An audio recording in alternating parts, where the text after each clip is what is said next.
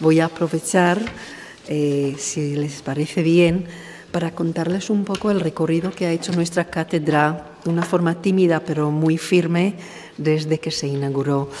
La cátedra Simone Weil se inaugura en el mes de mayo gracias al apoyo de la Federación de Comunidades Judías, con la dirección del profesor Gonzalo Jover y yo misma, pero también con liderazgo de otras personas de un valor académico magnífico, como son el profesor Benno Herzog, especialista en tema de antisemitismo, la profesora Marta Simó, que va a unir a nosotros mañana mismo, especialista en la enseñanza de la Shoah, con la profesora Rosario González, especialista en educación cívica, y con el profesor David Luque, que también especialista en estudios de educación y religiosidad. Nosotros consideramos que la aportación real de la cátedra no solamente es la investigación, sino esas sinergias interdisciplinares que podemos aportar. Yo desde la interculturalidad, que no lo he mencionado, la intersección entre las diferentes disciplinas y el aterrizaje en la sociedad civil. Y por lo tanto nuestro recorrido ha seguido este camino, siguiendo esta filosofía.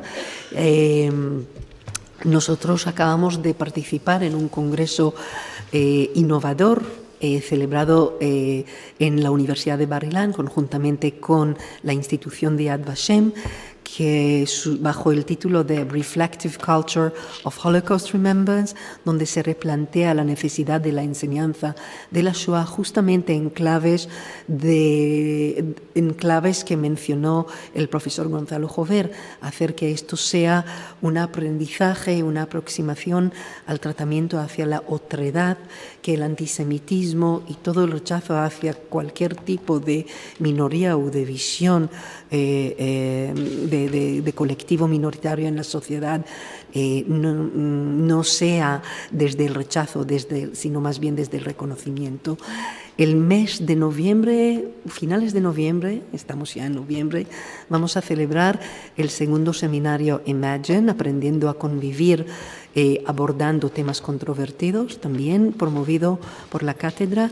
Y en el mes de diciembre, conjuntamente con la Universidad de Alicante, la cátedra va a celebrar el tercer Congreso de Educación Intercultural y Derechos Humanos, centrándose en la prevención del racismo, antisemitismo y la xenofobia.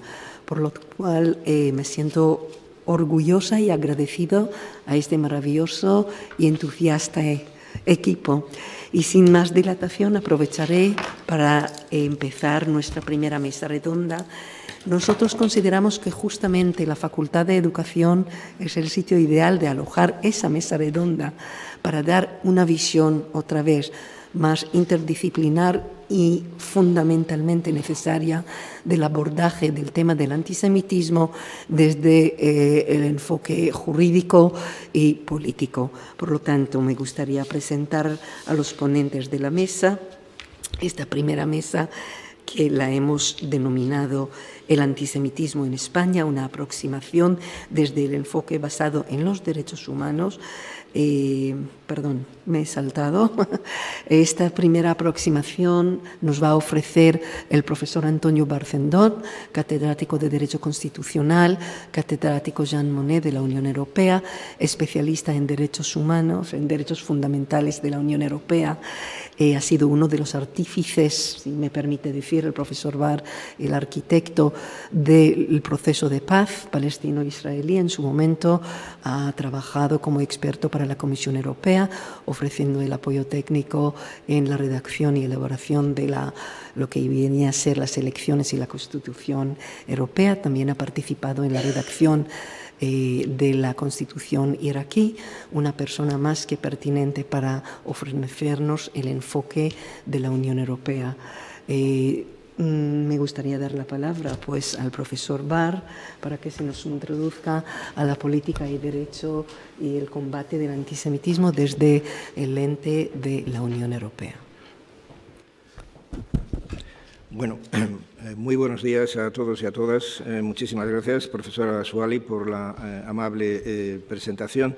Yo quisiera comenzar mis palabras con la expresión de un agradecimiento en primer lugar, a esta estupenda universidad, la Universidad Complutense de Madrid, y muy especialmente a su Facultad de Educación y su decano, Gonzalo Jover, mi amigo Gonzalo, por haber tenido esta brillante idea de organizar este seminario y ponerlo además en las manos de otro buen amigo que es el profesor Benno Herzog, con el que tengo además el placer de compartir también universidad.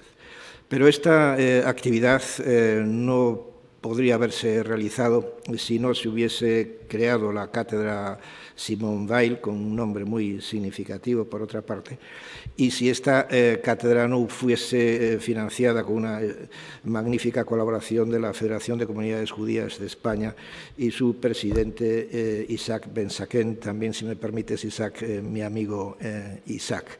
Por cierto, estupendo discurso de presentación, no lo podrías haber escogido mejor para este seminario. Muchas gracias, Isaac. Y con estos agradecimientos que son sinceros, quizá para no perder demasiado tiempo, voy a pasar a la presentación. Yo quisiera que no cupiese alguna duda con respecto a la organización de este seminario, porque la profesora Martínez y yo nos hemos puesto de acuerdo, de tal manera que yo voy a hacer una ponencia, una presentación sobre la lucha contra el antisemitismo en la Unión Europea y su marco jurídico y político, y ella va a hablar específicamente de más o menos lo mismo, pero en España, de la perspectiva española. Por lo tanto, no me acusen de ignorancia si no menciono lo que hay en España a lo largo de mi presentación, y por favor no me hagan preguntas sobre ello, porque eso lo descargo en las espaldas y en la pluma muy cualificada de mi compañera de facultad y de departamento, la profesora Mónica Martínez, ¿no? Bueno, dicho esto, paso por lo tanto al tema, ¿no? Yo quisiera hablarles de este conjunto de temas que aquí defino como un sumario, ¿no? En primer lugar, yo quisiera, o me hago una pregunta, ¿no?, sobre el antisemitismo. ¿Es esto un lugar común ya?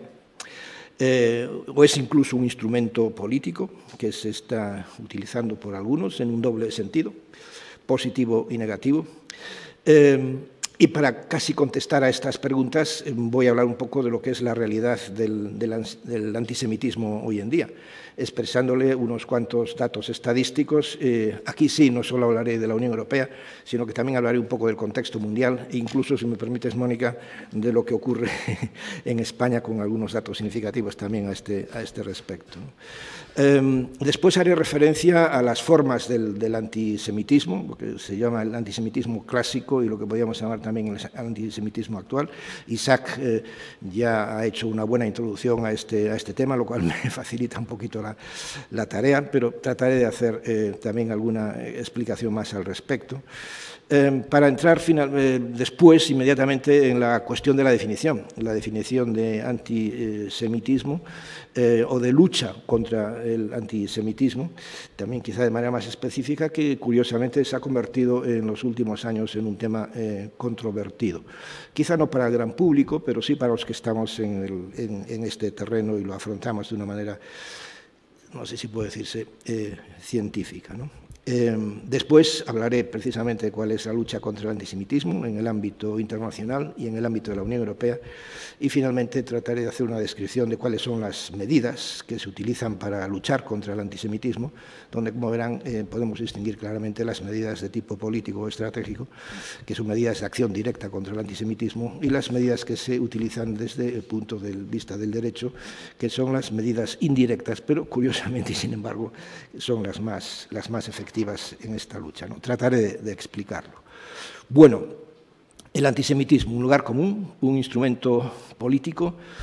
Pues yo diría que, la verdad, el antisemitismo ha tenido a ser utilizado casi como un lugar común, como algo trivial, como algo que está ahí, que se conoce, que forma parte de la cultura. Hay muchas películas, la lista de Schindler, etc. Y mucha gente se aproxima a esto, pues eso, la lista de Schindler es una película de guerra. Es una película de guerra donde vemos nazis de uniforme, qué bonito. Fíjense ustedes qué barbaridad lo que estoy diciendo, ¿no? Pero para mucha gente es un poco esto, ¿no? Entonces hay que tratar de destrivializar el tema. hay que tratar de llevar las cosas a su justo cauce y no por hacer más acción, hacer que esta acción se convierta en menos eficaz y se diluya más casi en los términos de la propaganda.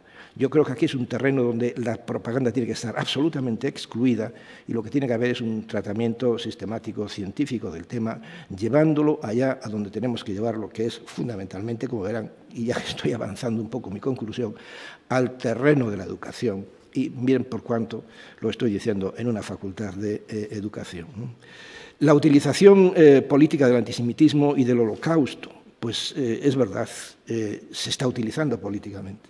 Y sobre todo en contextos de polarización muy grandes, y fíjense principalmente en Israel, este debate se ha llevado al debate político y ha llevado a un enfrentamiento claro entre los sectores de la derecha y de la extrema derecha y los sectores de la izquierda o la extrema izquierda en Israel, donde se produce la paradoja de que, yendo cada vez más polarizados en este terreno, termina, por un lado, llegándose a negar la propia existencia del Estado de Israel por israelíes de la extrema izquierda y donde, a la inversa, se está tratando de llevar la forma del sionismo a sus formas más extremas dentro del Estado.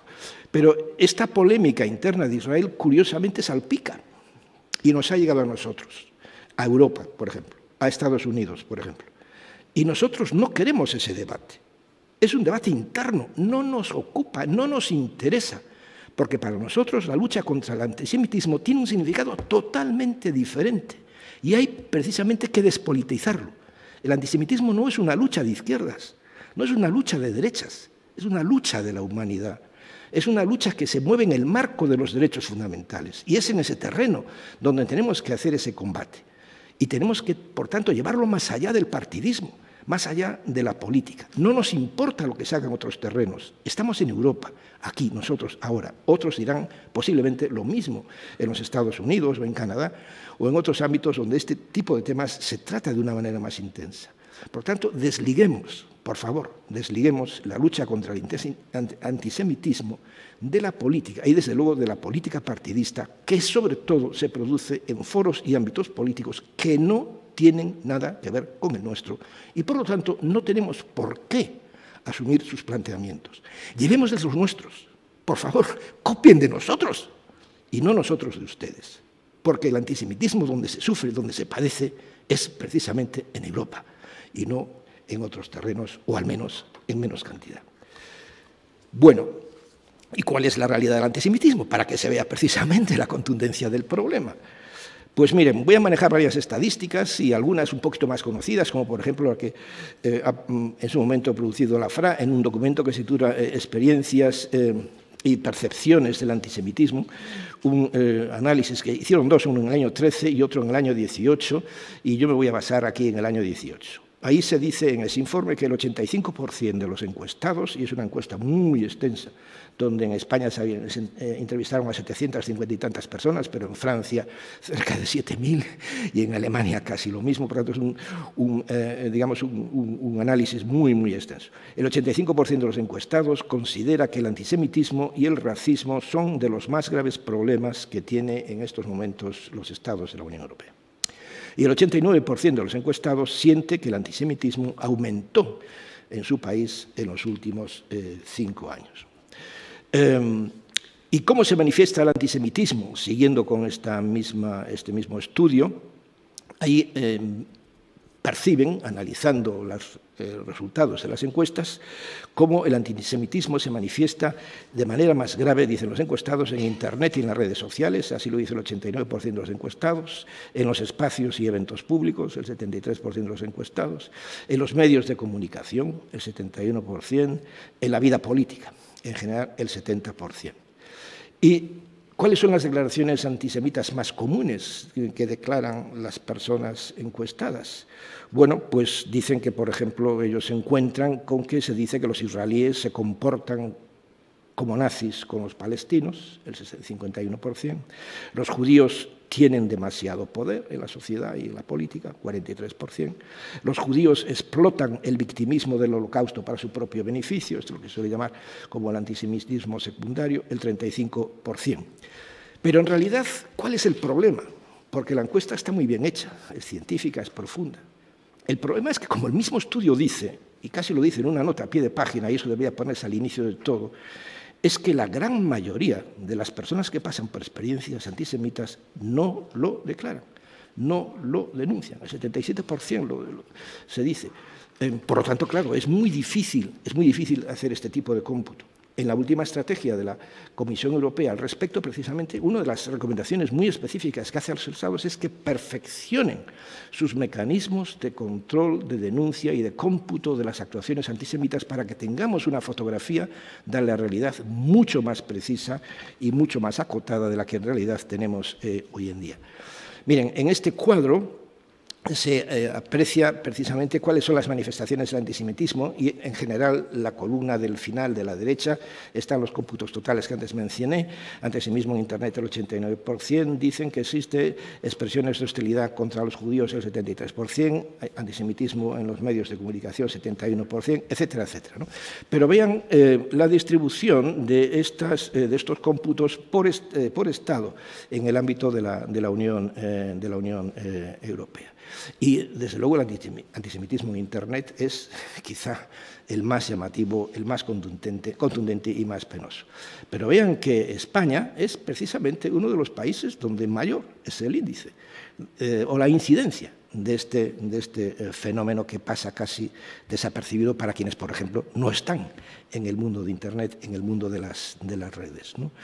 Y con respecto a las afirmaciones, bueno, no hace falta repetirlo, pero aquí está también detallado por Estado, pero el que los judíos son igual que los nazis con respecto a los palestinos, pues también España se distingue, el 68%. El 68%.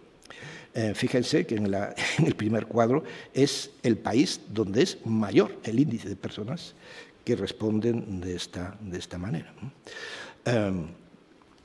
Y aquí, de nuevo, el cuadro repite un poco dónde se aprecian estos ataques antisemitas. Evidentemente, Internet es la mayoría, ¿no?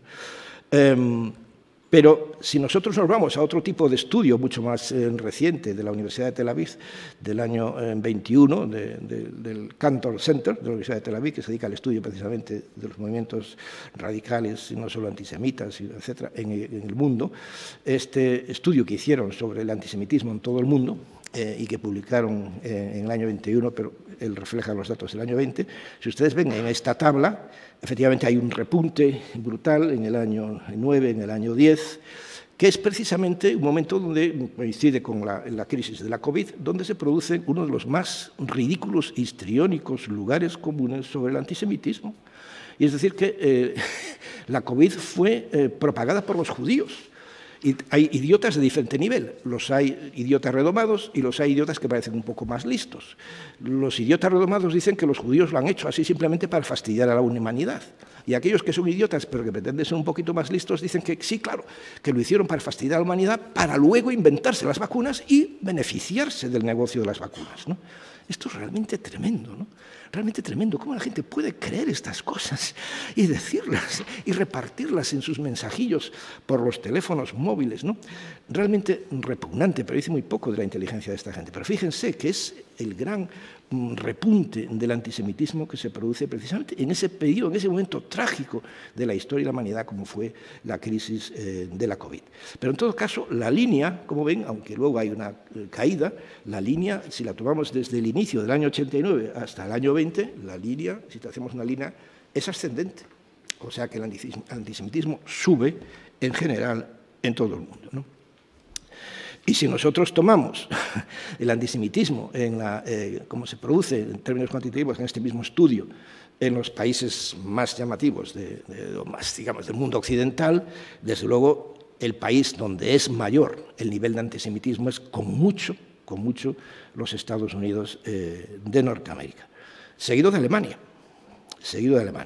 Después el Reino Unido, Australia, Canadá, y ya en niveles muchísimo más bajos, países como Francia, pero con gran diferencia con respecto a los otros, y no es curiosamente la percepción que en general se da, donde da la sensación de que precisamente en la sociedad francesa el antisemitismo es brutal debido a la presencia masiva de inmigrantes de países musulmanes. Pues no es así, es muchísimo menor que el que se produce todavía en otros países de Europa.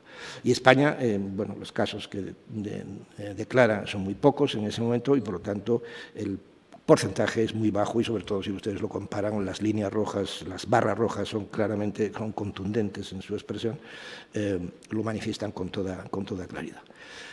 Y si vamos a España, precisamente, ¿qué datos tenemos? Bueno, no hay datos específicos sobre el antisemitismo, pero sí hay datos en general, no aislados sobre el perfil, pero sí en el contexto global de la criminalidad en España, ¿no? Y estos datos nos los produce un informe del Ministerio del Interior, la evolución de los delitos de odio en España del año publicado en el año 21 y se refiere al último año, al año 21. Pero en esta tabla, en este informe, nos da una tendencia desde el año 19 hasta el año 21. Y vean cómo el antisemitismo es el delito que más crece con mucho, 266%.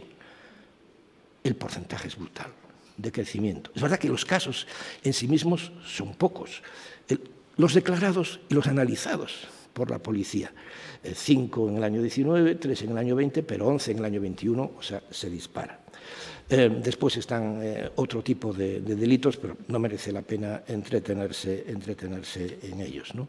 Porque lo que nos interesa aquí, y sobre esto versa el seminario, es el antisemitismo, ¿no? En el cómputo global de delitos, lógicamente, claro, el porcentaje es mucho menor, ¿no? Porque aquí se computan totalmente los delitos y es el 0,61% de la delincuencia general en España. Pero el racismo y la xenofobia, y ahí el Ministerio del Interior los distingue, el porcentaje es enorme. Y como bien ha dicho Isaac, es muy difícil distinguir una cosa de la otra. Suelen ir aparejadas. En este informe aparecen deslindados. Pero vean, el porcentaje brutal, el 35% de los delitos de odio son producidos con respecto a la raza y la inmigración, racismo y xenofobia. Y miren, ¿qué pasa por comunidades autónomas en España? Y aquí los datos son sorprendentes. Delitos de odio en general. Ya no hay distinción aquí con respecto al antisemitismo u otros, ¿no? El país la comunidad autónoma, perdón, más violenta o que más ataques produce con este tipo de delitos es el País Vasco, con el 11% de los casos. Muy superior al que se produce en otras comunidades con muchísima más población, como es el caso de Madrid, por ejemplo, con el 4,9%, menos de la mitad. Y después del País Vasco viene Navarra. Y esto nos produce algo que yo insisto mucho en esto, y que marca una diferencia también con respecto al tratamiento del antisemitismo que tenemos que tener en cuenta cuando analizamos los casos particulares de cada Estado. Si nosotros nos vamos a Alemania, es muy posible que la mayoría de los ataques antisemitas provengan y se encuentran en el mundo de los partidos radicales de derecha o los neonazis. Posiblemente en Italia también. Pero es que en España el antisemitismo es de izquierdas, es de extrema izquierda, perdón, permítame que me corrija a mí mismo, inmediatamente además, para no confundir. Es de extrema izquierda. Y los movimientos más antisemitas en España son los partidos radicales de izquierda. Y son los que promueven las acciones, precisamente, que podemos considerar antisemitas. No solo por las políticas contrarias a las políticas del Estado de Israel o en defensa de los derechos del pueblo palestino, cosa que yo defiendo con toda claridad y contundencia, los derechos del pueblo palestino. Y otra cosa son los ataques al Estado de Israel en cuanto que Estado judío, en cuanto que Estado nazi, en cuanto que Estado de apartheid, etcétera, etcétera. Precisamente, donde más fuertes son este tipo de movimientos, País Vasco, es donde mayor es la incidencia de este tipo de crímenes. Está claro, los datos estadísticos lo denuncian con toda contundencia. ¿Y quiénes son los que producen este tipo de crímenes? Bueno, la tendencia normal es a decir son los inmigrantes, y sobre todo los inmigrantes de países islámicos, etc. Pues la verdad es que, lamentablemente, no es así, porque de otra manera sería relativamente fácil solventar el problema, ¿verdad que sí? Pues no. El 75% de los crímenes los cometen los propios españoles, ciudadanos españoles. Y el 24% ciudadanos extranjeros. Y de ellos, solo el 6,7% son marroquíes, el 1% argelinos, es decir, apenas el 7% son de países islámicos. Por tanto, el crimen de odio no es un crimen en nuestro país de las minorías musulmanas o de las minorías inmigrantes. Es un crimen de los propios ciudadanos autóctonos españoles, como los datos del País Vasco nos demuestran. Bueno, ¿y cuáles son las formas de antisemitismo? En buena medida también Isaac, gracias de nuevo Isaac, me has facilitado la tarea y así me ahorras unos cuantos minutos de charla, lo ha explicado muy bien. Yo distinguiría, bueno, no lo digo yo, lo dicen quienes tratan este tema de manera científica y saben mucho más que yo del tema. Se suele distinguir entre lo que es el antisemitismo tradicional que se basa en los estereotipos de siempre y las afirmaciones antisemitas, no solo la conspiración y las teorías conspirativas, los sabios de Sion, o el judío feo, amargado, con una nariz que le pisa el ombligo y que le sobra dinero por los bolsillos de las caricaturas nazis, etcétera, etcétera. Estas caracterizaciones, estas deshumanizaciones del pueblo judío, de los judíos como personas, se siguen manteniendo, pero son las históricas, las primeras que se produjeron, por decirlo ahí, pero siguen estando ahí, aunque quizá no tienen la misma incidencia que tuvieron en su momento, ¿no? Las teorías conspirativas, sí, acabo de contar lo de la COVID, ¿no? Empezamos con los sabios de Sion y seguimos con los laboratorios de productos químicos, ¿no? Pues lo mismo, tienen el mismo fundamento, es decir, nulo, ninguno. Se trata simplemente de desacreditar a los judíos, al pueblo judío, ¿no? ¿Y el antisemitismo actual cómo se manifiesta? Bueno, se manifiesta fundamentalmente por la negación y la distorsión del Holocausto, lo que se llama el antisemitismo secundario, es decir, hacer que tú te sientas víctima del daño que a mí me has producido, fundamentalmente con respecto a los ciudadanos y a los gobiernos de Alemania y a los ciudadanos y a los gobiernos de Austria y otros países donde se produjo específicamente la persecución de los judíos durante la Segunda Guerra Mundial, ¿no? Y, desde luego, claro, como decía antes, el antisemitismo está estrechamente vinculado al antisionismo, porque el antisionismo sionismo es una ideología política legítima que pretende el establecimiento de un Estado en los territorios de Palestina para el pueblo judío, de lo mismo que es absolutamente legítimo el que los palestinos pretendan un Estado para el pueblo palestino más o menos en el mismo territorio que tendrán que repartirse con los ciudadanos de Israel, ¿no? De acuerdo con la resolución de las Naciones Unidas del año 47.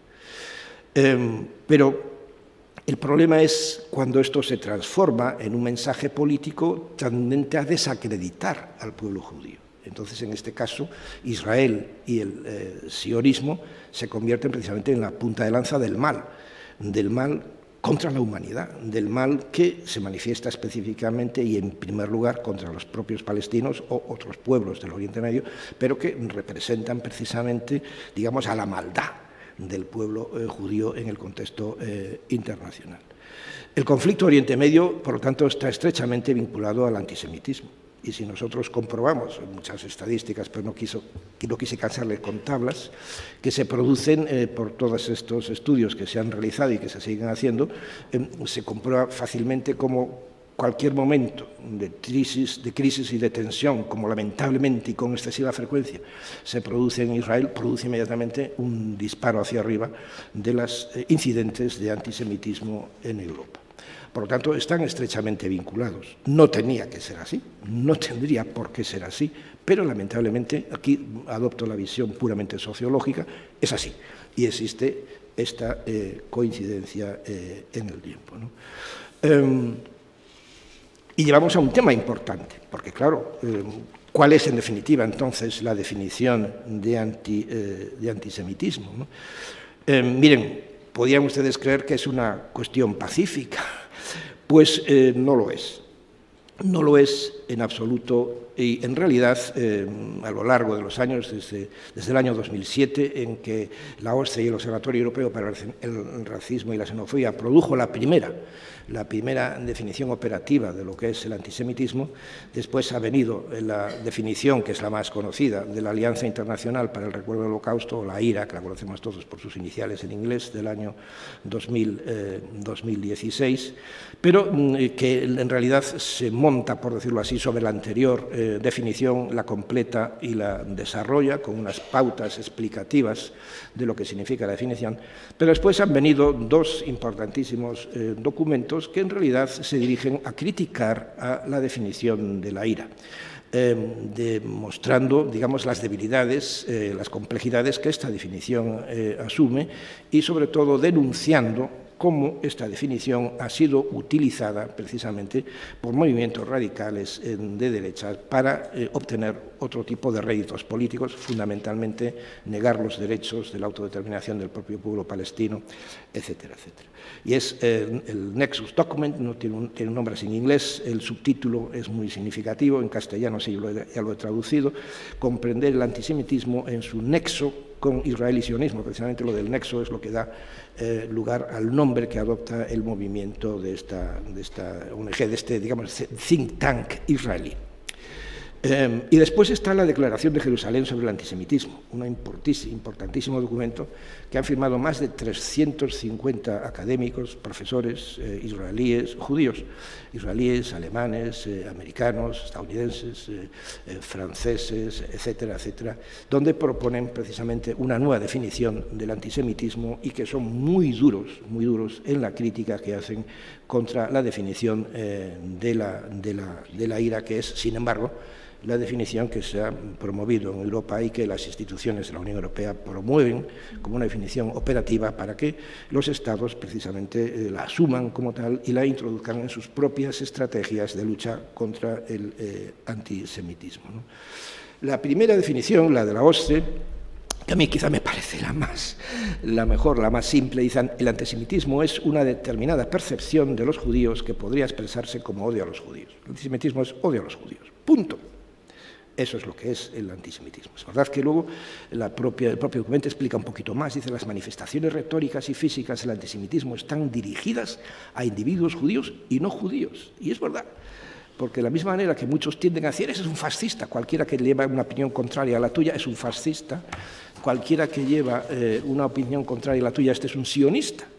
Y en este caso es precisamente una manera de decir: eres algo negativo. Y, por lo tanto, es una definición antisemita, ¿no? Y se produce, por lo tanto, contra las personas, instituciones, etcétera, etcétera, ¿no? Y, desde luego, claro, añade con toda claridad la definición de la OSCE: estas manifestaciones podrían tener también como blanco el Estado de Israel concebido como colectividad judía. Y esta precisión es importante. Y la definición adjunta 12 ejemplos contemporáneos de antisemitismo. Tengo los documentos aquí, si luego en el debate alguien quiere hacer alguna pregunta y quiere que lo precise, se lo puedo explicar. No lo tengo en las tablas porque haría eterno el PowerPoint, pero lo puedo leer a viva voz, ¿no? La definición de la IRA, que es la que más se ha producido, yo les confieso que la primera vez que leí esta definición hace mucho tiempo tuve que leerla 2 veces. Tuve que leerla 2 veces porque ¿qué dicen? O sea, ¿no se puede decir algo más sencillo como esto? ¿Por qué hay que retorcer el argumento? ¿Y cuál es la intención que se busca con retorcer el argumento? ¿Es simplemente querer completarlo con mayor idea o se quiere ir más allá? Y esto es lo que plantean los otros denunciantes de esta definición. Y dice: el antisemitismo es, fíjense bien, el antisemitismo es una cierta percepción de los judíos que puede expresarse como el odio a los judíos. Las manifestaciones físicas y retóricas del antisemitismo se dirigen a las personas judías o no judías y o a sus bienes, a las instituciones de las comunidades judías y a los lugares de culto. Muy bien. Claro, es odio a los judíos, ¿no? Pues esto ya lo decía la OSCE. Todo lo demás es la explicación lógica de cómo se produce en la realidad, digamos, los fenómenos que aplican a la realidad esta definición. Pero no es necesario introducirlo en la definición a sí misma porque luego se compleja.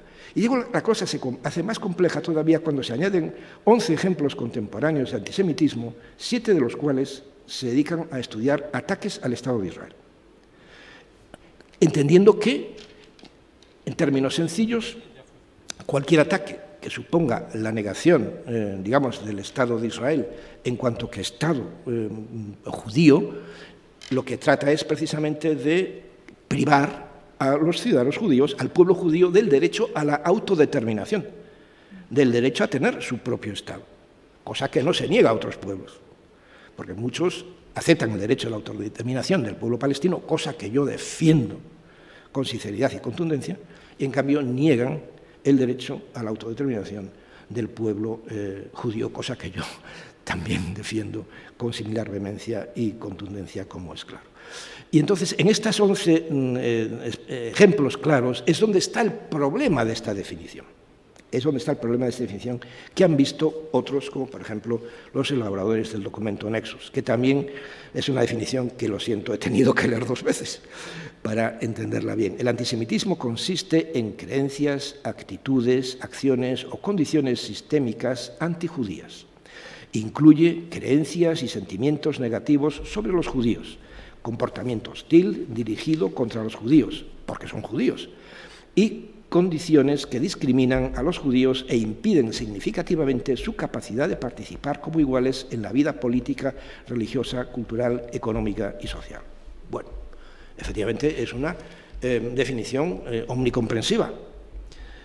Quizá no era necesario, porque en el odio al judío va implícito todo lo demás, pero no está mal que se precise.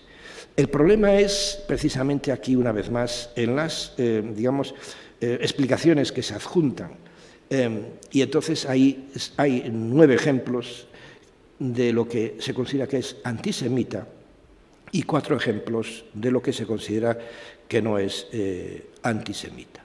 Y aquí, claro, por eso critican a la IRA, porque su visión es mucho más flexible y acepta, digamos, un nivel de crítica al Estado de Israel mucho más extenso.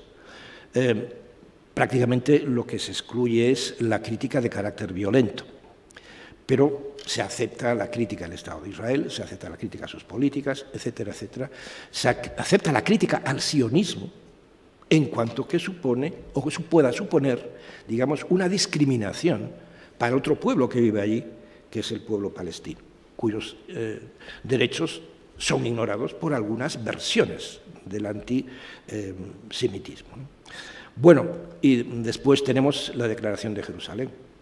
Claro que llevan el nombre. Estas definiciones y estas iniciativas parten de Israel, parten de académicos israelíes, parten de la Universidad de Jerusalén, de Tel Aviv y otros centros académicos e intelectuales de Israel.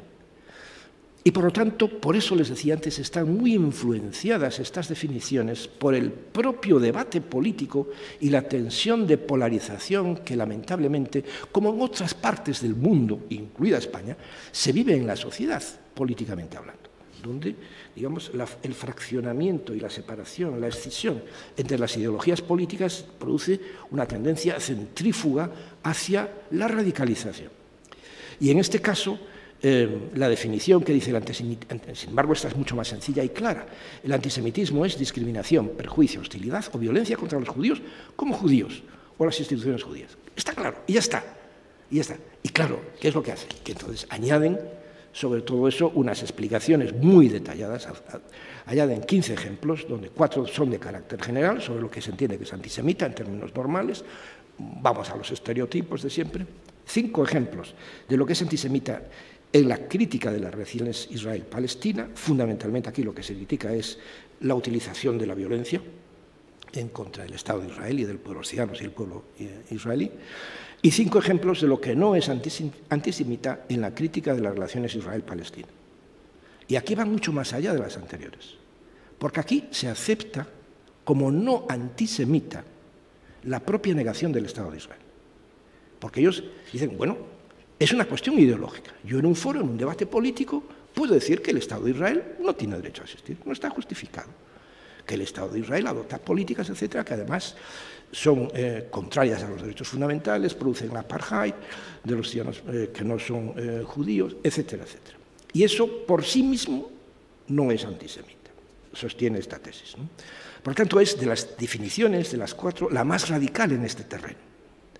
porque sí que evidentemente roza lo que para muchos, desde luego para mí, supone precisamente verdaderamente antisemitismo, y es la negación del derecho del Estado de Israel a su propia existencia, lo cual no significa el derecho del Estado de Israel a aplicar las políticas que le dé la gana, vulneradoras incluso en algunos casos con fragancia de los derechos fundamentales.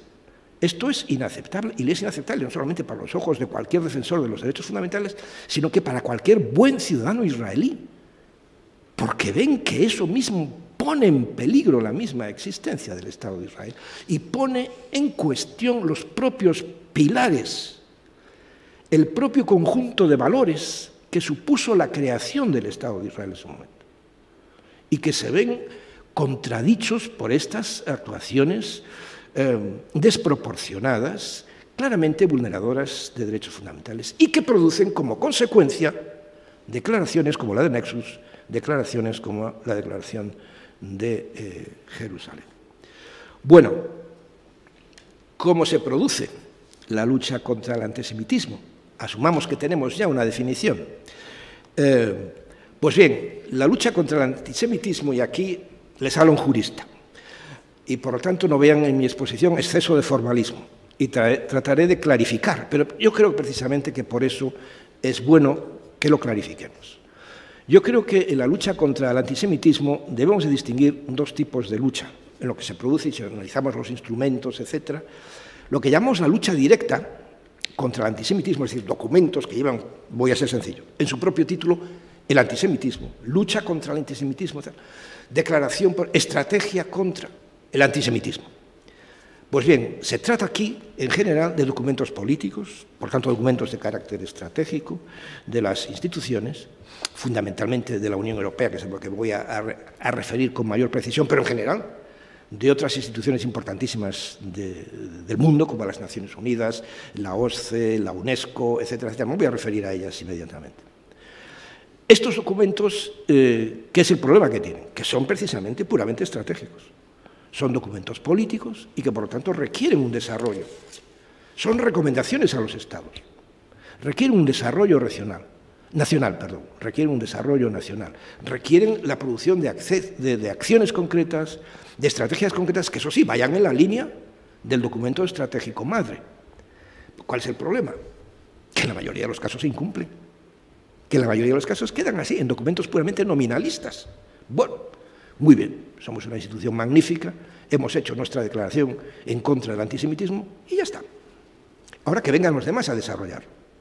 ¿Y qué ocurre? Que los demás no lo desarrollan. Bueno, perdón, no es que no hagan nada, lo hacen de otra manera, o hacen sus cosas, muy poquito, generalmente muy poquito, o casi nada. Y luego está lo que podríamos llamar la lucha indirecta.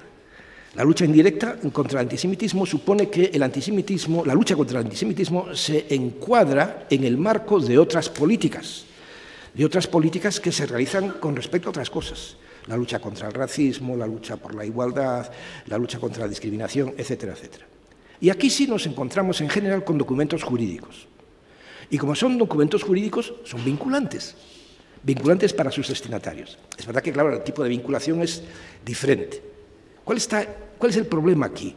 El problema es que al ser documentos jurídicos que tratan otro tipo de temas, el antisemitismo como tal se diluye en el ámbito de esa actuación, en contra de la xenofobia, en contra del racismo, por la libertad, la igualdad en el trabajo, etc.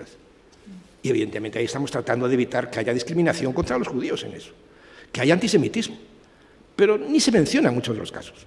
Aparece diluido. Hombre, si estamos en una política de derechos fundamentales, de derechos humanos, y de esto Mónica sabe mucho, estamos evidentemente tratando de proteger esa situación y estamos luchando contra el antisemitismo, pero se diluye en el marco de esa acción general en la que se incluye la medida, ¿no? Las organizaciones internacionales que se han manifestado en este terreno pues son muchas y muy importantes, ¿no? La ONU, la Asamblea General de las Naciones Unidas, en general el Consejo de Seguridad ha sido relevante en este sentido, más vale no mencionarlo, pero la Asamblea General sí, He elaborado montones de documentos. Hay un informe que sale de manera periódica, prácticamente cada 2 o 5 años, de precisamente el delegado para la lucha contra el racismo, la xenofobia, etcétera, donde se tratan también en muchos de los casos, en estos informes, el tema del antisemitismo de manera específica. Pero no son resoluciones en el sentido operativas, documentos jurídicos obligados, sino que son más bien análisis de la realidad, de lo cual evidentemente se pueden derivar consecuencias, pero no inmediata e innecesariamente, ¿no? El Consejo de Europa, y dentro del Consejo una institución interna o vinculada a la misma, que es la Comisión Europea contra el Racismo y la Intolerancia, ¿no? Conocida por sus iniciales, la ECRI, que ha producido también unos cuantos documentos, ahora me voy a referir a uno de ellos. La UNESCO, desde luego, fundamentalmente desde el punto de vista de la educación, la OSCE, que muchos de estos documentos se hacen también en colaboración entre la UNESCO y la OSCE, y la Oficina para las Instituciones Democráticas y los Derechos Humanos, la ODIHR, conocida por sus iniciales en inglés, y claro, por supuesto, la voy a mencionar aquí, aunque no lo es propiamente, como una institución internacional, la International Holocaust Remembrance Alliance, que es la IHRA, que produce las famosas definiciones. La del antisemitismo, que la dice, y la también de negación, de resolución contra las negaciones y del Holocausto, ¿no?, que me referiría a ellas más adelante. Y además de esas organizaciones internacionales, por supuesto, está la Unión Europea. Documentos importantes. Bueno, infinidad de ellos, pero voy a hacer un repaso ligero porque si no me voy en el tiempo, ¿no? La ONU. Miren, el primer y más importante documento es lógico, por otra parte. Se produce ya en el año 48 y es la Convención para la Prevención de la Sanción del Delito de Genocidio. Claro, ¿cómo no? Si acabábamos de salir hace 3 años de la Segunda Guerra Mundial, donde el principal crimen que allí se cometió es el delito de genocidio, que en aquella época todavía prácticamente se estaba investigando y la gente comenzaba a conmoverse realmente por la dimensión, no de los campos que habían sido descubiertos en el año 45, sino de la dimensión de lo que se había producido allí en los campos, ¿no? Estamos en el año 48. Pero tenemos que saltar un largo salto en el tiempo al año 2005 para que la ONU se pronuncie de manera específica en una resolución sobre algo relacionado con el antisemitismo, que es la conmemoración del Holocausto del año 2005, la resolución general de las Naciones Unidas que se pronuncia sobre este terreno. En esta misma línea, en el año 2007, otra resolución versa sobre el problema de la negación del Holocausto. E incluso, por si eso no fue suficiente, todavía se perfila mucho más la definición y las actuaciones a realizar en este terreno en el año 2022, en enero, hace, como quien dice, 15 días, donde se vuelve a producir otra resolución sobre la negación del Holocausto, ¿no? ¿Y qué dice el Consejo de Europa y la ECRI?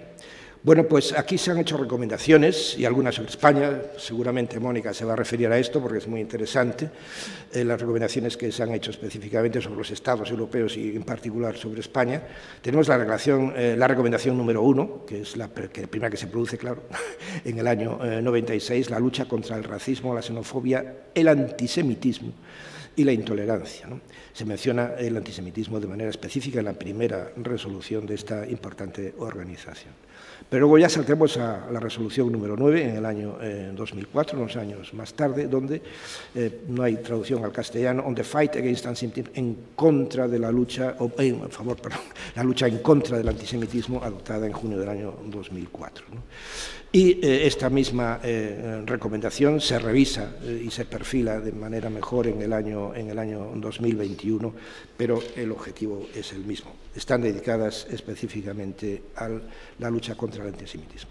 ¿Y qué decimos de la OSCE y de la UNESCO?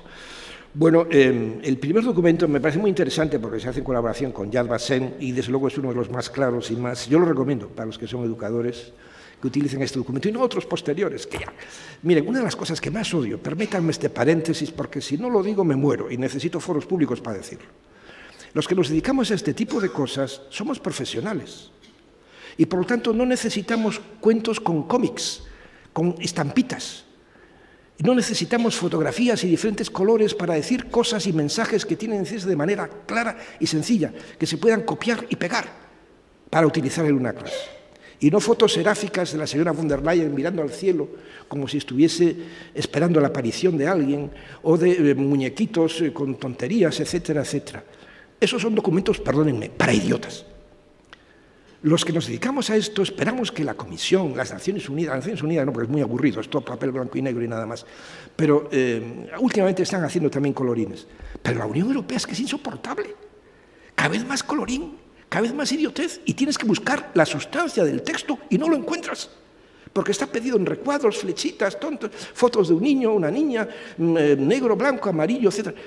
Hombre, por favor, hagan ustedes un texto claro, blanco o negro sobre blanco, que podamos leer, copiar, etcétera, etcétera. Bueno, pues precisamente en esta línea quiero decir que uno de los documentos fáciles que va en la línea que yo defiendo es este documento de la OSCE, y además en el tratamiento del antisemitismo en la enseñanza. ¿Por qué y cómo? Guía para educadores, más claro imposible. Es un documento extraordinariamente útil. Miren, es antiguo ya, porque es del año 2007, como quien dice, y las cosas vuelan a una velocidad extraordinaria, pero sigue siendo permanente. Y es un documento que dice: estos son los lugares comunes, estas son las estrategias a seguir, esto es lo que tiene que decir el profesor en clase, estas son las respuestas que puede obtener de los alumnos. Es un documento magnífico, propio para educadores.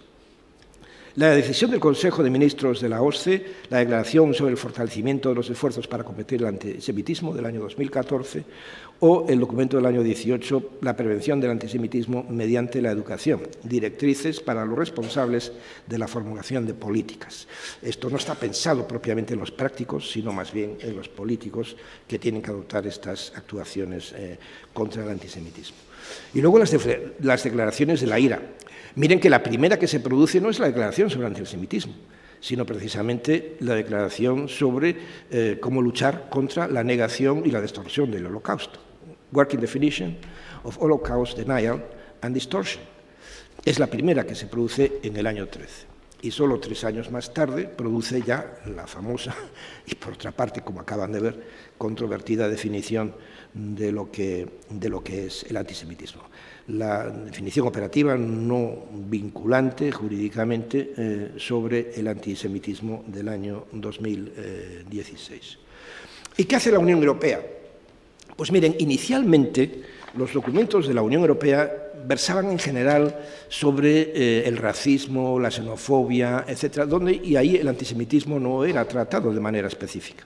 Estaba diluido en el conjunto de estos estudios, de estos análisis, de estas resoluciones. La primera vez que se produce en el ámbito de la Unión Europea un documento específico sobre el antisemitismo es en el año 2017. Es decir, no en el año 48, ni en el año 92, Tratado de Maastricht, en el año 2017. Y es la resolución del Parlamento Europeo sobre la lucha contra el antisemitismo. Bueno, es verdad que a partir de ahí se producen más documentos y más actuaciones. No es que la Unión Europea no haga nada, ha hecho muchísimo, pero en el campo en general de la lucha contra el racismo y la xenofobia, pensando principalmente en la protección de los inmigrantes que llegan en masa a partir de los años 60, 70, fundamentalmente 80 y 90 a Europa. Y así se produce la declaración del Consejo sobre la lucha contra el antisemitismo y el desarrollo de un enfoque común de la seguridad para proteger mejor a las comunidades y a las instituciones judías en Europa. Bueno, es un documento muy importante. Es un documento muy importante porque es el Consejo, es decir, son los representantes de los gobiernos de los Estados en el ámbito de la Unión Europea. Yo menciono aquí porque me parece un documento muy importante, aunque no está en esta línea, porque sigue la línea general de la lucha contra el racismo, la xenofobia, etcétera, pero es un plan de acción muy concreto que define la Comisión Europea y que me parece muy importante. ¿Por qué? Porque ahí también hay acciones contra el antisemitismo, pero no de manera específica, diluidos en el conjunto de las actuaciones, que es la comunicación de la Comisión Una Unión para la Igualdad, Plan de Acción de la Unión Europea Antirracismo para el año 2025. Por tanto, está en vigor. Y ahora se están realizando actuaciones. A mí me gustaría saber qué se está haciendo en los Estados con respecto a esto. Y perdónenme, me temo que no mucho tampoco. Quizá Mónica me corrija dentro de unos minutos al hablar de España, ¿no? El Consejo, declaración del Consejo sobre la integración de la lucha contra el antisemitismo en todos los ámbitos de actuación. Esto es muy interesante porque aquí el Consejo lo que está proponiendo es que se tenga la perspectiva de antisemitismo, de lucha contra el antisemitismo en todas las políticas en todas las políticas de la Unión Europea. Es lo que en inglés se llama el mainstreaming, que se utiliza precisamente en el título en inglés de esta importante declaración del Consejo del año 20.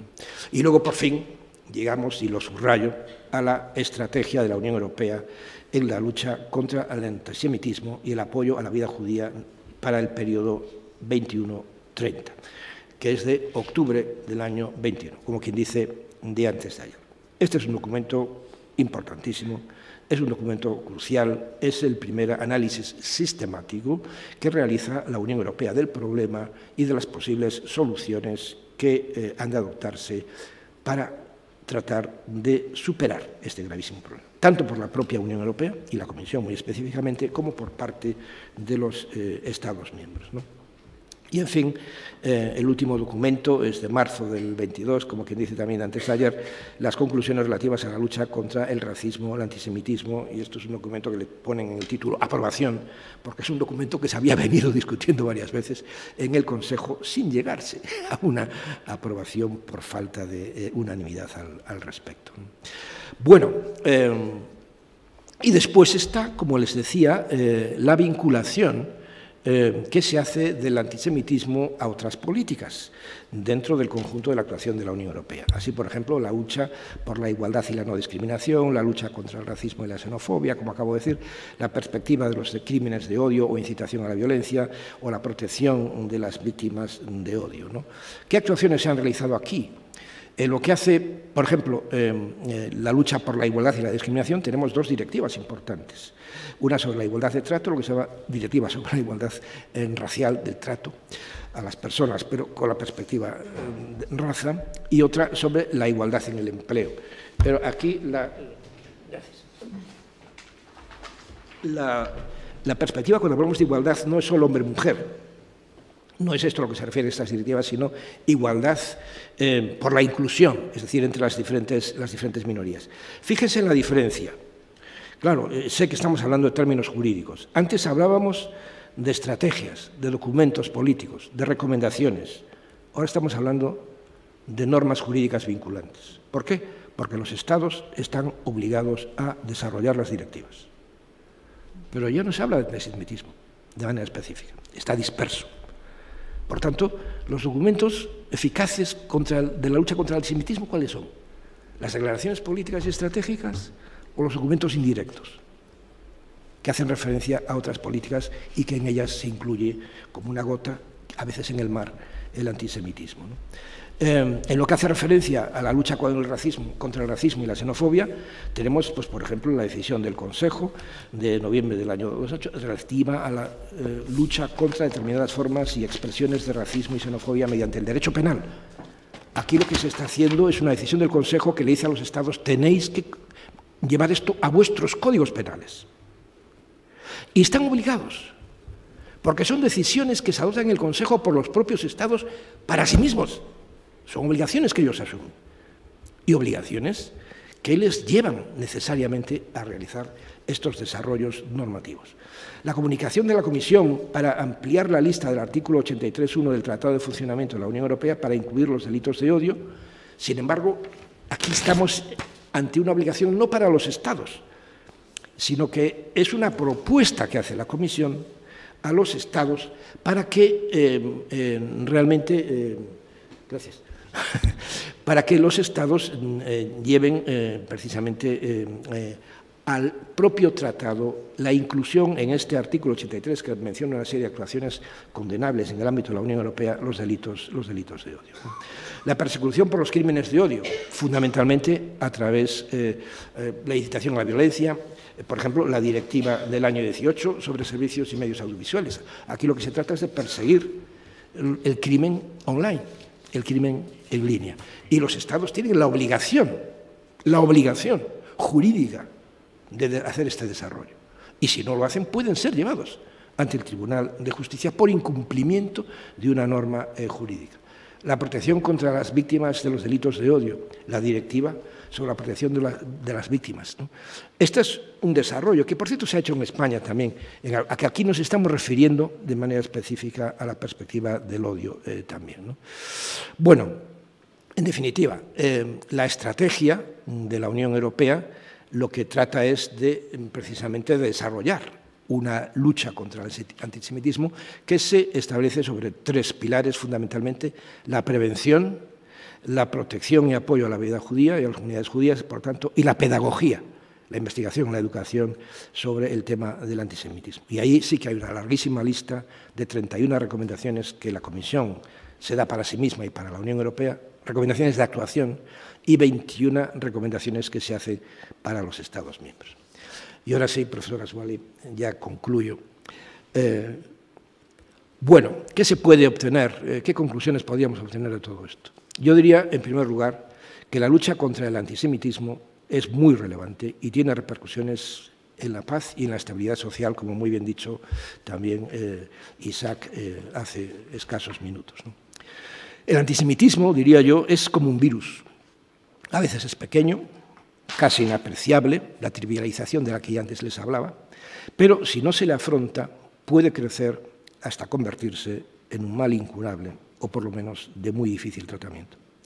El recuerdo del Holocausto puede servir precisamente como un instrumento político y didáctico para la lucha contra el antisemitismo. ¿Qué ejemplo más contundente podemos obtener? El antisemitismo está estrechamente vinculado, aunque no sean la misma cosa, al antisionismo y a la existencia del Estado de Israel. Por eso, como les decía antes, es necesario separar la lucha contra el antisemitismo de la confrontación política. Y desde luego, perdónenme los ciudadanos israelíes, de la confrontación política que se produce en el seno del propio Estado de Israel. No tienen derecho a exportarnos su propio debate político interno. Los instrumentos de lucha directa contra el antisemitismo son primordialmente políticos, como os acabo de ver, les acabo de explicar, estrategias, recomendaciones de acción, etc. Los instrumentos indirectos, en cambio, en el marco, que se producen en el marco de otras políticas, suelen ser jurídicos y, por lo tanto, son vinculantes y más contundentes, pero tienen un problema, como les decía. No se dirigen al tratamiento específico del antisemitismo y, por lo tanto, este queda un poco diluido en ese contexto general. La educación, en definitiva, desde mi punto de vista, es el instrumento más adecuado y eficaz, aunque claro, sí, a largo plazo, para esta lucha. Pero los planes de estudio son siempre el producto, el desarrollo de una estrategia política. Luchemos, pues, creo yo, por mejorar y aplicar las estrategias de lucha contra el antisemitismo. Muchas gracias por su atención.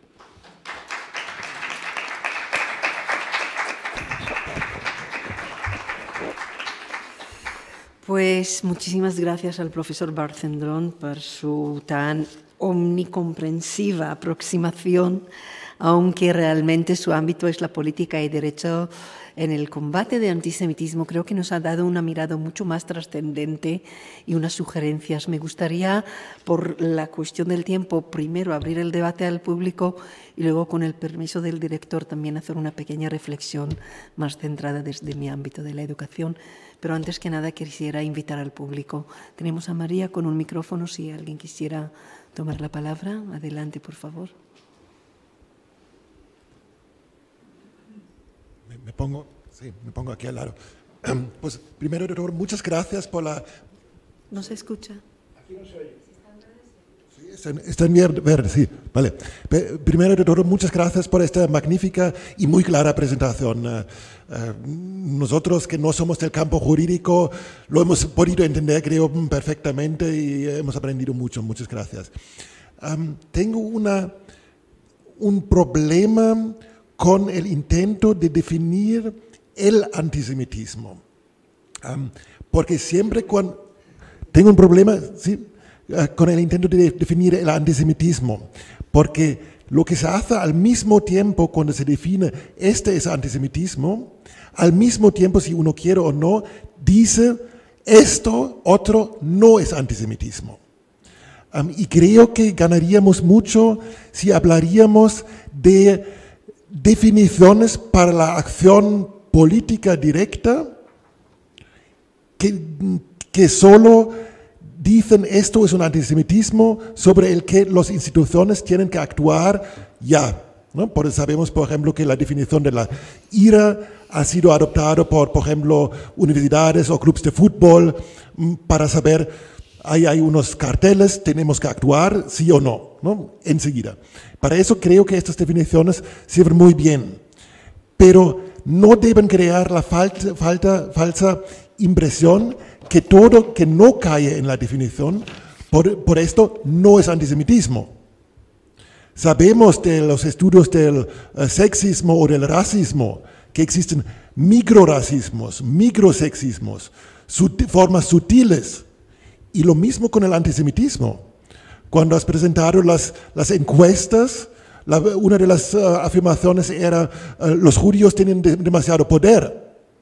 Esto no cae en ninguna de las definiciones, pero es decir, no es ilegal decir esto, pero aún así entendemos que es una forma antisemita. Entonces mi pregunta es, ¿no sería mejor hablar de definiciones legales o punibles o de la acción para las instituciones y luego hablar de otras definiciones de antisemitismo que incluyen formas mucho más sutiles que no queremos que sea castigado con la ley, ¿no? Pero que queremos que, por ejemplo, la educación actúe sobre ello? Muchas gracias.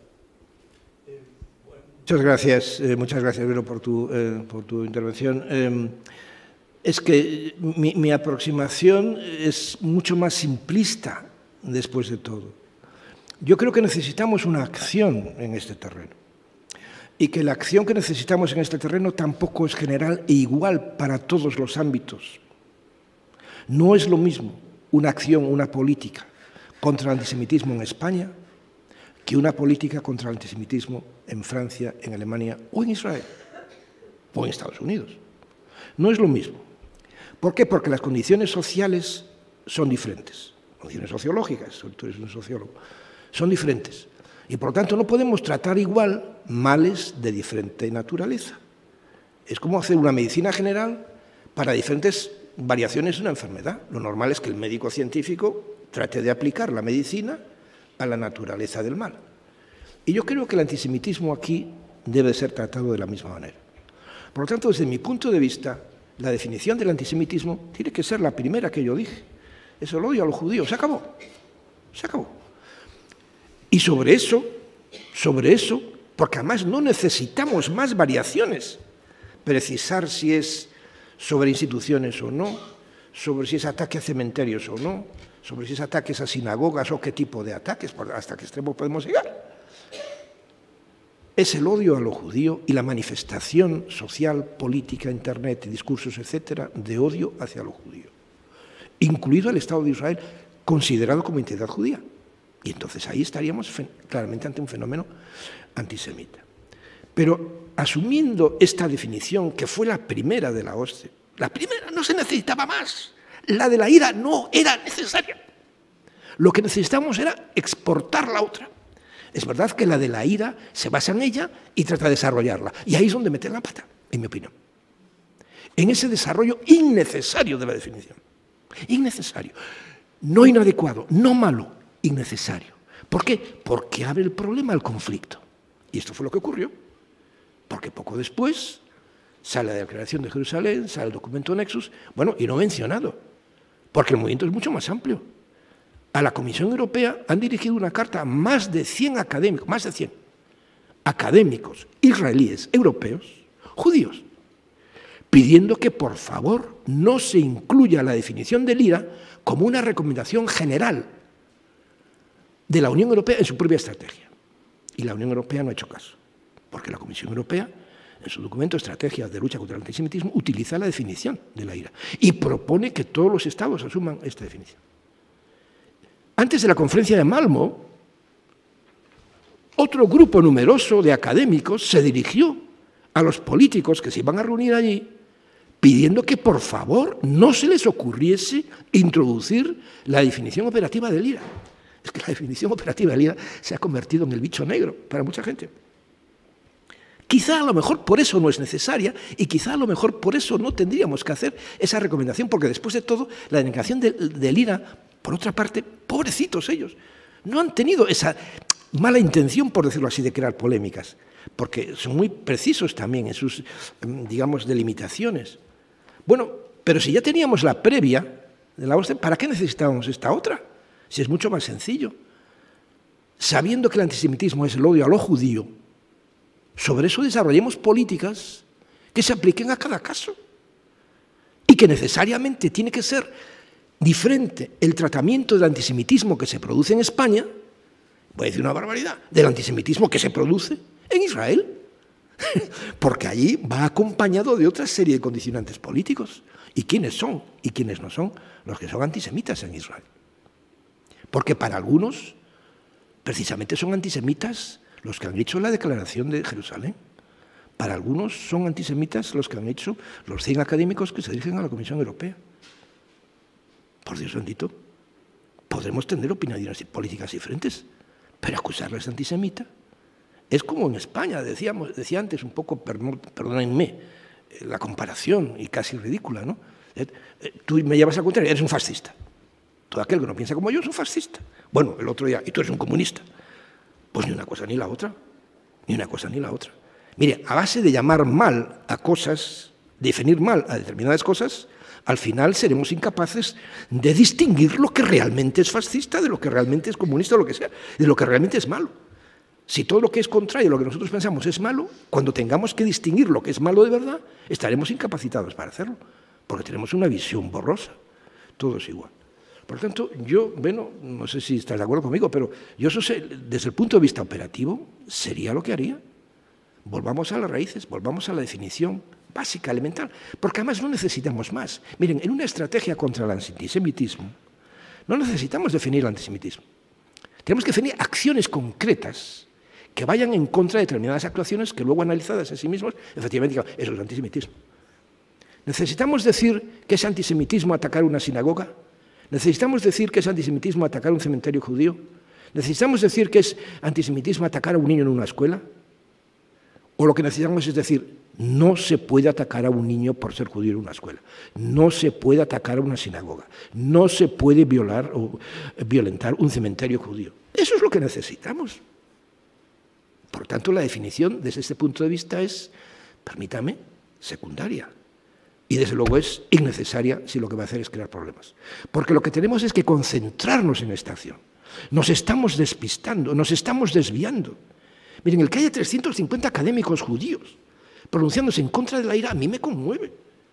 Y digo, por favor, sentémonos a hablar. Sentémonos a hablar, ¿cómo es posible que esto ocurra? El que haya 100 académicos que digan a la Comisión Europea, no se os ocurra poner la definición del IRA en la estrategia, y va a la Comisión y la pone. A mí me conmueve.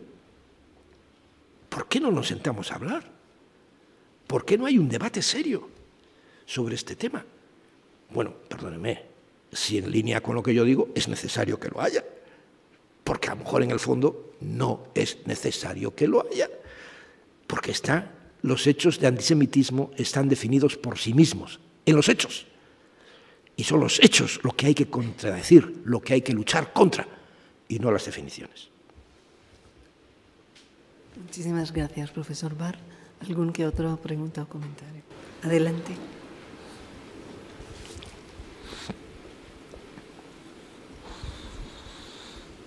A mí me gustaría hacer una preguntita y una puntualización en base a la información que ha dado usted. La primera de ellas es si no le parece que estamos abusando en el uso del holocausto al tratar de combatir el antisemitismo, dado que hemos visto un dato que decía que la gente cree que se abusa del holocausto con estos mismos fines, ¿no? Que tanto a Israel como al pueblo, a las comunidades judías, recurren al holocausto. Dos, si no le parece que el holocausto en España sería una técnica infructuosa, dado que España difícilmente ha conocido el holocausto hasta los últimos 15 años, España creció de espaldas al holocausto, se materializó esa concreción alrededor de 2005 en coordinación con la ONU y dentro de una estrategia del ministro Moratinos que llevó a todo tipo de estrategias, pero en definitiva el holocausto no es algo que mediáticamente o comunicativamente se vincule con el pueblo español.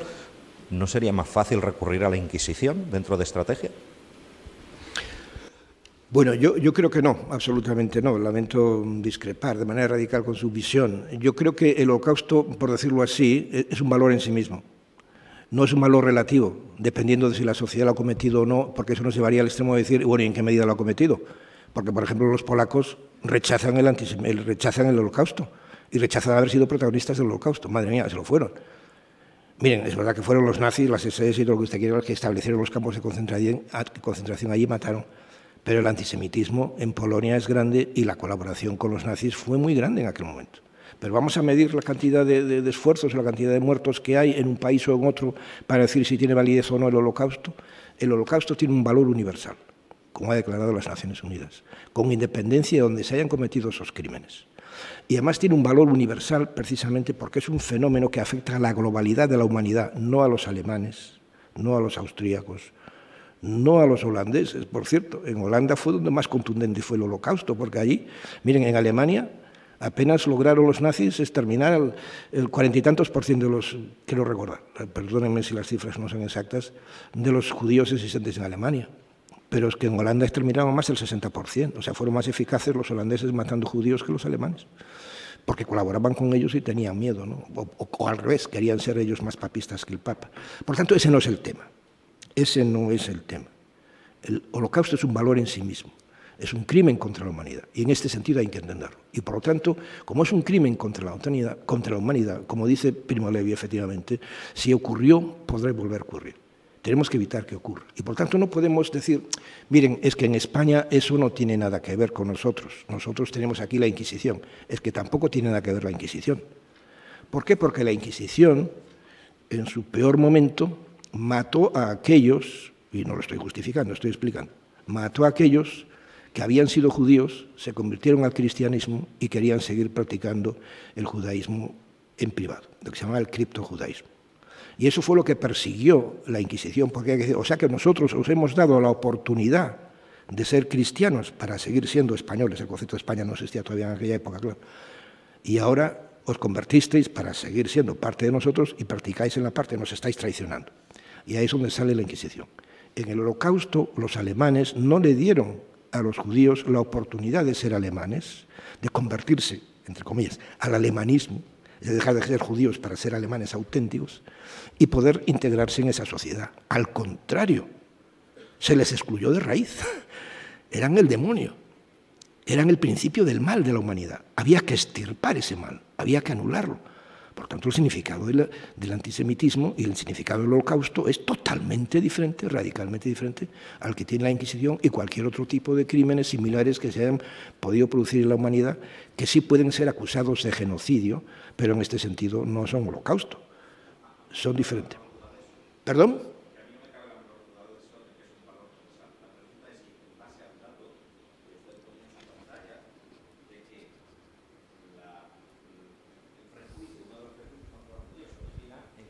Piensa que abusamos del Holocausto. Entonces, ¿por qué no cambiar la medicina si creemos que es así?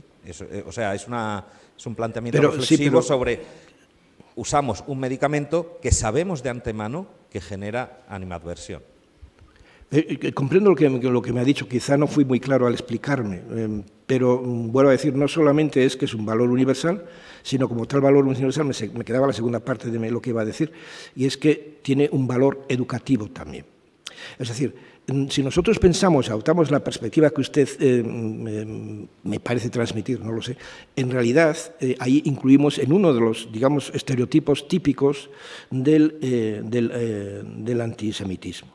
Es decir, el Holocausto lo utilizan ustedes como victimarios para obtener un beneficio de ello. En España no ha habido Holocausto, es verdad que mucha gente murió en los campos de concentración, pero no por ser judíos, sino por ser miembros de las fuerzas de la República, fundamentalmente el Partido Comunista, el Partido Anarquista y de otras fuerzas políticas que se enfrentaron al general Franco en la Guerra Civil. Esos son los que murieron en los campos de concentración, no por ser judíos, sino por ser rojos. Pero ¿quiere eso decir que, por lo tanto, como aquí no había judíos que fueron exterminados? Más bien al contrario, aquí se refugiaron judíos. Algunos tuvieron más o menos suerte, se refugiaron judíos que huían del Holocausto en aquella época. Eso no quiere decir que no tenemos que utilizar el Holocausto precisamente como un instrumento para prevenir un mal de la humanidad y, sobre todo, utilizarlo como instrumento educativo. Porque quienes están en la educación, y aquí lo hay muchos más que yo y saben más que esto, porque desde luego el mundo mío no es el de la educación, es el mundo del derecho, saben perfectamente que cuando se habla del Holocausto, y eso es lo que dice la Resolución de las Naciones Unidas, no solamente lo utilizamos para recordar el asesinato de 6 millones de judíos, sino que estamos tratando de utilizarlo precisamente como un fenómeno para denunciar también los otros tipos de genocidios que se han producido, de crímenes contra la humanidad que se han producido. Por ejemplo, en la misma época del Holocausto, el exterminio del pueblo gitano, que se utilizó también. Pero cuidado, el exterminio de los, ¿cómo se dice?, discapacitados, etcétera, etcétera. Y luego han venido otros, el exterminio de los armenios por los turcos, el exterminio de los tutsis por los hutus, etc. Son fenómenos típicos de genocidio. Entonces, eso no es propiamente holocausto, digamos en la definición técnica de la palabra, pero sí son fenómenos de genocidio, denunciados por las Naciones Unidas. Y lo que se utiliza es precisamente el fenómeno del holocausto para evitar que ese tipo de fenómenos se produzcan, para que se acompañe la lucha. Por lo tanto, el holocausto y la celebración, la conmemoración del día del holocausto, el 27 de enero, no es una fiesta judía, como quien dice fiesta, fíjese que estoy diciendo. No es una conmemoración judía, es una conmemoración de todos, seamos o no judíos, somos miembros de la humanidad. Y lo que tenemos que hacer es utilizar este ejemplo para educar a nuestros hijos en las escuelas para que este fenómeno no se vuelva a producir. No se trata de hacer utilización de ello, como unos dicen, no, es que usted utiliza el holocausto para obtener un beneficio político, de estatus, beneficio incluso económico, por la persecución sufrida, etcétera, etcétera. No se trata de eso, porque claro, en ese sentido, evidentemente, nosotros no somos parte, pero es que eso no es la percepción del holocausto que yo creo, en la que yo creo y que yo defiendo, y que tiene un valor universal. En ese sentido lo entiendo yo. Muy bien, muchísimas gracias. Creo que tenemos aquí un comentario. Adelante. Hola. Primero agradecer, me parece una ponencia estupenda y darle enhorabuena. Quería mencionar que yo creo que lo importante y básico que está, digamos, impulsando el antisemitismo es la ignorancia que hay. Como presidenta de la Fundación Violeta Friedman estamos yendo a muchos colegios, universidades, ayuntamientos. Hasta ahora nos han escuchado 3.500 alumnos desde enero hasta ahora.